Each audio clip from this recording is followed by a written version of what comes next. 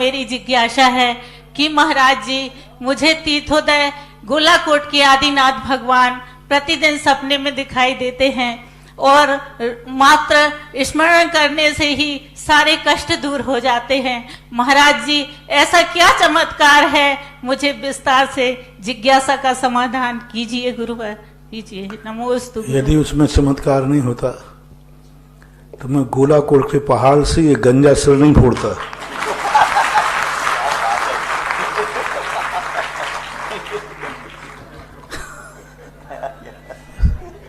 मुझे तो तुमने वो पहाड़ ऐसा छोड़ा था कि मुझे तक रहने को जगह नहीं थी। भयानक गर्मी हम लोगों ने चद्दर सेट के नीचे निकाली है। बस 84 वालों ने तो हमारे लिए कर दिया था कि जब 84 गांव वाले सैकड़ों सालों से इस क्षेत्र को नहीं उठा पाए तो मैंने वहां पहुंचते ही सोचा था इनकी तो कुवत ही नहीं है तो उठा भी नहीं पाएंगे। मुझे तो मात्र एक पेड़ ने संकेत दिया था, एक पेड़ ने। मैं सब तरफ जब तुम्हारी तरफ देखते थे तो तुम लोग तो सब बोई घनी खम्मा न दाता, हमारे पास तुम्हारा कछु है ही नहीं। जहां हम जाते हैं शुरुआत में वे सब लोग भिकमंगे ही होते हैं। कुछ भी थोड़ा महाराज जी पैसा तो अपने पास तो है ही नहीं, अब आप कमंडल में से निकाल दो। सब जगह की यही स्थिति है। शुरुआत में तो सब ऐसे हथियार डालते हैं कि कुछ पूछो मत। एक स्थान पर एक भगवान जमीन पर बैठे थे। मैंने कहा भैया इनको ऊंचे उठाओ, बोले मेरे पैसे ही नहीं है। तो मैं सोच गया, वहां 2 पत्थर मेरे, नाम नहीं बता रहा हूं, यथार्थ घटना। तो उन पत्थरों ने कहा बाबा जी ये कुछ नहीं उठाएंगे, आप हम 2 पत्थरों को ले जाकर के भगवान को ऊंचे उठा दो। तो हम सोच गए, वहां 2 पत्थर मिले। फिर लौट के आए, कमेटी वालों से कहा, मैंने कहा भैया कम से कम 2 पत्थर उठाने का ट्रैक्टर का खर्चा है वो तो दिलवा दो। तो उन्होंने कहा मेरे कितने रुपया लगे। ट्रैक्टर वाले को बुलाया तो उसने 1000 रुपया मांगे, तो कमेटी ने मना कर दिया। वो ट्रैक्टर वाला चला गया। अब हम क्या करें। जैसे तैसे हम बाहर बैठे तो एक किसान वहीं बाजू में घर था, तो उसका ट्रैक्टर आया। अब देखना मैंने क्या क्या करना पड़ता मुझे।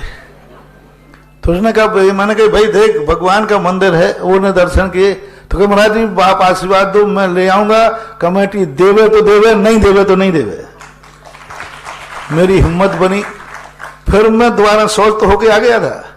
फिर दोबारा गया उन पत्थरों को बताने के लिए, उठवा के लाया। और भगवान जो ऐसे बैठे थे कि आज तक उन भगवान को कोई उठा नहीं पाया। हाथियों की सांकलें लगी। उनकी कहानी थी कि गाड़ी से राजा ने छोड़ा, बोले जहां ये मूर्ति बैठ जाएगी बस वहीं बैठेगी। तो मूर्ति वहां से बैठी, उसके बाद हाथी घोड़े सब लगाए गए, खिसकी नहीं। हमने भगवान से कहा भगवान हमें तो आपने किसी लायक छोड़ा नहीं, हमारे पास तो तुमने 2 कौड़ी नहीं छोड़ी।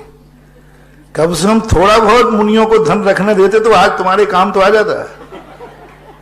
तो हमारे लिए तो आपने 1 कौड़ी रखने नहीं दी। और समाज के हाल तुमने देख लिए। आपको चुपचाप इन पत्थरों पर बैठना हो तो बैठ जाओ, नहीं तो मैं बिहार कर रहा हूं। और ये लोग तो कह रहे हैं उठेंगे ही नहीं। 2 पत्थर वो अभी भी मेरी शक्ल में है। तो भगवान कहते कम से कम किसी ने उठाने का भाव तो किया मुझे। और जो सैकड़ों से नहीं उठे, मैंने कहा भगवान चुपचाप उठ जाना। भगवान ऐसे उठ गए जैसे कि वो कोई लकड़ी कांडे के थर्माकोल के बने हो। और जैसे वो उच्चासन पर बैठा ले, जो दातारों की दूसरे दिन रविवार था, 45 लाख रुपए की घोषणा है। गोलाकोट की भी दशा यही थी। जब मैंने गोलाकोट को उठाने का भाव किया, सब की शक्लें ऐसी थी, घने खम्मान दाता। महाराज इतनी हमारे पास होता तो तुम्हारी जरूरत क्या थी, हम ही लोग उठा लेते। हम थक गए। एक पेड़ लगा हुआ था मंदिर के बाहर और एक मंदिर के अंदर, बिल्कुल सूखे पेड़ थे, गर्मी का महीना था। एक हफ्ते बाद मैंने उन सूखे पेड़ों को पत्ते आते देखा। पत्ते के बाद फूल आ गए। मैंने कहा इसमें पत्ते फूल क्यों आए? मैंने भगवान को ध्यान किया। बोले बेटा वो पेड़ कह रहे हैं हताश मत हो, पसीने से सिंचाई कर, क्षेत्र हरा भरा हो जाएगा। उन दो पेड़ों को हरा देख करके, एक अंदर रखा था और एक गेट के बाहर है, चबूतरा बना है, वो पेड़ों को हरा देख करके तब मैंने उस मूर्ति की सारी शक्तियां जानी, समझी। तब हमने कहा चलो इस पहाड़ से सिर फोड़ते हैं। पहाड़ी फूट गया, सिर सलामत है। और यही सिर नहीं, अब तो लाखों हजारों सिर वहां झुकते हैं, हर सिर सलामत होकर के आता है। और फिर जुड़ते गए आपको मालूम है 84 मथुरा से दिल्ली जुड़ गई।